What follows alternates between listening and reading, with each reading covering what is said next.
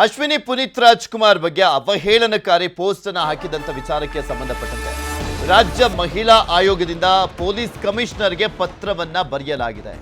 ಈವರೆಗೂ ತೆಗೆದುಕೊಂಡಂತ ಕ್ರಮದ ಬಗ್ಗೆ ವರದಿಯನ್ನ ನೀಡುವಂತೆಯೂ ಕೂಡ ಸೂಚನೆಯನ್ನ ಕೊಡಲಾಗಿರುವಂಥದ್ದು. ರಾಜ್ಯ ಮಹಿಳಾ ಆಯೋಗ ಪೊಲೀಸ್ ಕಮಿಷನರ್ಗೆ ಪತ್ರವನ್ನು ಬರೆದಿದ್ದಾರೆ. ಏನೇನೆಲ್ಲ ಕ್ರಮವನ್ನ ಕೈಗೊಂಡಿದ್ದೀರಾ, ಏನು ವರದಿಯನ್ನ ರೆಡಿ ಮಾಡಿದ್ದೀರಾ ಅಂತ ಅಲ್ಲಿ ಕೇಳಲಾಗಿರುವಂಥದ್ದು. ರಾಜ್ಯ ಮಹಿಳಾ ಆಯೋಗದ ಅಧ್ಯಕ್ಷ ಆಗಿರುವಂಥ ನಾಗಲಕ್ಷ್ಮಿ ಚೌಧರಿ ಪತ್ರವನ್ನು ಬರೆದಿದ್ದಾರೆ. ಕೃತ್ಯ ಎಸಗಿದವರನ್ನ ಪತ್ತೆ ಹಚ್ಚಿ ಕ್ರಮ ತೆಗೆದುಕೊಳ್ಳುವಂತೆ ಸೂಚನೆಯನ್ನು ಕೊಡಲಾಗಿದೆ. ಈ ಬಗ್ಗೆ ಎಫ್ಐಆರ್ ದಾಖಲಿಸಿ ತನಿಖೆಯನ್ನ ಕೈಗೊಂಡಿದ್ದಾರೆ ಸೈಬರ್ ಕ್ರೈಮ್ ಪೊಲೀಸರು. ರಾಜ್ಯ ಮಹಿಳಾ ಆಯೋಗ ಕೂಡ ಪತ್ರವನ್ನು ಬರೆದಿದೆ ಈ ಪ್ರಕರಣಕ್ಕೆ ಸಂಬಂಧಪಟ್ಟಂತೆ. ಅಶ್ವಿನಿ ಪುನೀತ್ ರಾಜ್ಕುಮಾರ್ ವಿರುದ್ಧ ಅವಹೇಳನ ಪೋಸ್ಟ್ನ ಸಂಬಂಧ ಸೈಬರ್ ಕ್ರೈಮ್ ಪೊಲೀಸ್ ಠಾಣೆಯಲ್ಲಿ ಎಫ್ಐಆರ್ ದಾಖಲಾಗಿದೆ. ಇದೇ ವಿಚಾರಕ್ಕೆ ಸಿಎಂ ಸಿದ್ದರಾಮಯ್ಯ ಕೂಡ ಟ್ವೀಟ್ ಅನ್ನ ಮಾಡಿದ್ರು. ನಿನ್ನೆ ಹೆಣ್ಣು ಮಕ್ಕಳ ತುಚ್ಛೀಕರಣವನ್ನ ನಮ್ಮ ಸರ್ಕಾರ ಖಂಡಿತ ಸಹಿಸೋದಿಲ್ಲ. ಇದಕ್ಕೆ ಕಾರಣಕರ್ತರಾದಂಥ ಕಿಡಿಗೇಡಿಗಳ ವಿರುದ್ಧ ಕಠಿಣ ಕ್ರಮವನ್ನ ಕೈಗೊಳ್ಳಲಾಗುತ್ತೆ ಅಂತ ಟ್ವೀಟ್ ಅನ್ನ ಮಾಡಿದ್ರು.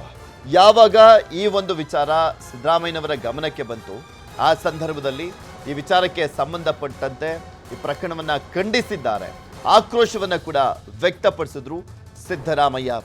ಅಶ್ವಿನಿ ಪುನೀತ್ ರಾಜ್ಕುಮಾರ್ ಅವರ ವಿಚಾರಕ್ಕೆ ಸಂಬಂಧಪಟ್ಟಂತೆ ಅವಹೇಳನಕಾರಿ ಆಗಿ ಪೋಸ್ಟ್ ಅನ್ನ ಹಾಕಿದಂಥ ವಿಚಾರದ ಬಗ್ಗೆ ಒಂದ್ ಕಡೆ ರಾಜ್ಯ ಮಹಿಳಾ ಆಯೋಗ ಕಮಿಷನರ್ಗೆ ಯಾವ ರೀತಿಯಾಗಿ ತನಿಖೆಯನ್ನ ಮಾಡಲಾಗ್ತಾ ಇದೆ ಅನ್ನುವಂಥದ್ರ ಬಗ್ಗೆ ವರದಿಯನ್ನ ಕೇಳಲಾಗಿರುವಂಥದ್ದು. ಇನ್ನೂ ಒಂದ್ ಕಡೆ ಎಫ್ಐಆರ್ ದಾಖಲಾಗ್ತಿದ್ದ ಹಾಗೆ ಸಿದ್ದರಾಮಯ್ಯನವರು ಕೂಡ ಎಕ್ಸ್ನಲ್ಲಿ ಪೋಸ್ಟ್ ಅನ್ನು ಮಾಡಿ ಅಸಮಾಧಾನವನ್ನು ಹೊರಹಾಕಿದ್ದಾರೆ. ಇದ್ರ ಬಗ್ಗೆ ಇನ್ನಷ್ಟು ಮಾಹಿತಿಯನ್ನ ಕೊಡ್ತಾ ಹೋಗ್ತಾರೆ ನಮ್ಮ ಪ್ರತಿನಿಧಿ ಮುನಿರಾಜು ನಮ್ಮ ಜೊತೆ ನೇರ ಸಂಪರ್ಕದಲ್ಲಿ ಜಾಯಿನ್ ಆಗ್ತಾ ಇದ್ದಾರೆ. ಮುನಿರಾಜು, ಒಂದ್ ಕಡೆ ಸಿದ್ದರಾಮಯ್ಯನವರು ಈ ಪ್ರಕರಣವನ್ನ ಗಂಭೀರವಾಗಿ ಪರಿಗಣಿಸಿದ್ದಾರೆ, ಮತ್ತು ಒಂದ್ ಕಡೆ ರಾಜ್ಯ ಮಹಿಳಾ ಆಯೋಗ ಕೂಡ ಇದೇ ವಿಚಾರಕ್ಕೆ ಸಂಬಂಧಪಟ್ಟಂತೆ ಪತ್ರವನ್ನ ಬರೆದಿರುವಂಥದ್ದು ಕಮಿಷನರ್ಗೆ. ಅಶ್ವಿನಿ ಪುನೀತ್ ರಾಜ್ಕುಮಾರ್ ಅವರಿಗೆ ಅವಹೇಳನಕಾರಿಯಾಗಿ ಅವರ ವಿಚಾರಕ್ಕೆ ಸಂಬಂಧಪಟ್ಟಂತೆ ಪೋಸ್ಟ್ ಹಾಕಿದ್ರ ಬಗ್ಗೆ ಯಾವ ರೀತಿಯ ತನಿಖೆಯನ್ನ ಮಾಡಲಾಗ್ತಾ ಇದೆ, ಯಾರು ಅನ್ನುವಂಥದ್ರ ಬಗ್ಗೆ ಏನ್ ಮಾಹಿತಿ ಸಿಗ್ತಾ ಇದೆ ಅಂತ?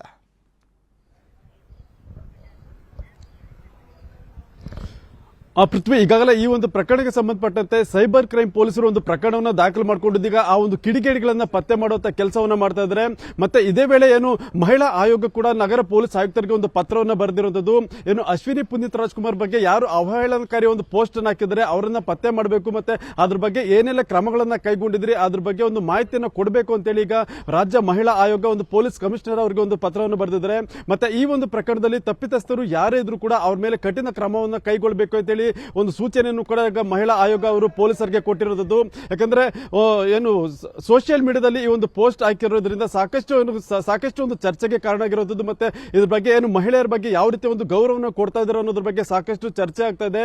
ಆದ್ರಿಂದ ಆ ಒಂದು ಕಿಡಿಗೇಡಿಗಳನ್ನ ಪತ್ತೆ ಮಾಡಿ ಅವ್ರ ಮೇಲೆ ಸೂಕ್ತ ಕ್ರಮ ಕೈಗೊಳ್ಳಬೇಕು ಅಂತೇಳಿ ಈಗ ನಗರ ಪೊಲೀಸ್ ಆಯುಕ್ತರಿಗೆ ಈ ಒಂದು ಪತ್ರದ ಮೂಲಕ ಒಂದು ಆಗ್ರಹವನ್ನು ಮಾಡಿದ್ದಾರೆ. ಮತ್ತೆ ಇದೇ ವೇಳೆ ಸೈಬರ್ ಕ್ರೈಮ್ ಕೂಡ ಪೊಲೀಸರು ಕೂಡ ಈಗ ಆ ಒಂದು ಏನು ಜಾಲ ಏನಿದೆ ಅಂದ್ರೆ ಪೇಜ್ ಏನಿದೆ ಆ ಒಂದು ಪೇಜ್ ಅನ್ನ ಪತ್ತೆ ಮಾಡುವಂತ ಕೆಲಸವನ್ನು ಕೂಡ ಮಾಡ್ತಾ ಇದ್ದಾರೆ. ಆ ಒಂದು ಕಿಡಿಗೇಡಿಗಳು ಯಾರು, ಮತ್ತೆ ಯಾರು ಬರೆದಿದ್ದಾರೆ, ಮತ್ತೆ ಅದನ್ನು ಪೋಸ್ಟ್ ಮಾಡಿರುವಂತಹ ವ್ಯಕ್ತಿ ಯಾರು ಅನ್ನೋದ್ರ ಬಗ್ಗೆ ತನಿಖೆಯನ್ನ ಈಗಾಗಲೇ ಮಾಡ್ತಾ ಇರೋದು. ಅದಕ್ಕೆ ಸಂಬಂಧಪಟ್ಟಂತೆ ಸಾಕಷ್ಟು ಲಿಂಕ್ ಗಳನ್ನ ಈಗ ಪತ್ತೆ ಮಾಡಿ ಅವರನ್ನ ಏನು ಪತ್ತೆ ಹಚ್ಚುವಂತ ಕೆಲಸವನ್ನು ಕೂಡ ಈಗ ಸೈಬರ್ ಕ್ರೈಮ್ ಪೊಲೀಸರು ಮಾಡ್ತಾ ಇದ್ದಾರೆ. ಪೃಥ್ವಿ, ಕನ್ನಡಿಗರ ಮೆಚ್ಚಿನ ನಿಮ್ಮ ನ್ಯೂಸ್ 18 ಕನ್ನಡ ಈಗ ವಾಟ್ಸ್ಆಪ್ ನಲ್ಲಿಯೂ ಲಭ್ಯ. ಕರ್ನಾಟಕ ಮತ್ತು ದೇಶ ವಿದೇಶದ 360 ಡಿಗ್ರಿ ಸುದ್ದಿ ವಿವರವನ್ನ ನೀವು ನಿಮ್ಮ ಕೈ ಬೆರಳುಗಳಲ್ಲಿಯೇ ಪಡೆಯೋದಿಕ್ಕೆ ಈ QR ಕೋಡ್ ಅನ್ನ ಸ್ಕ್ಯಾನ್ ಮಾಡಿ. ನಮ್ಮ ಚಾನೆಲ್ ಅನ್ನು ಫಾಲೋ ಮಾಡಿ, ನೋಟಿಫಿಕೇಶನ್ ಆನ್ ಮಾಡಿ.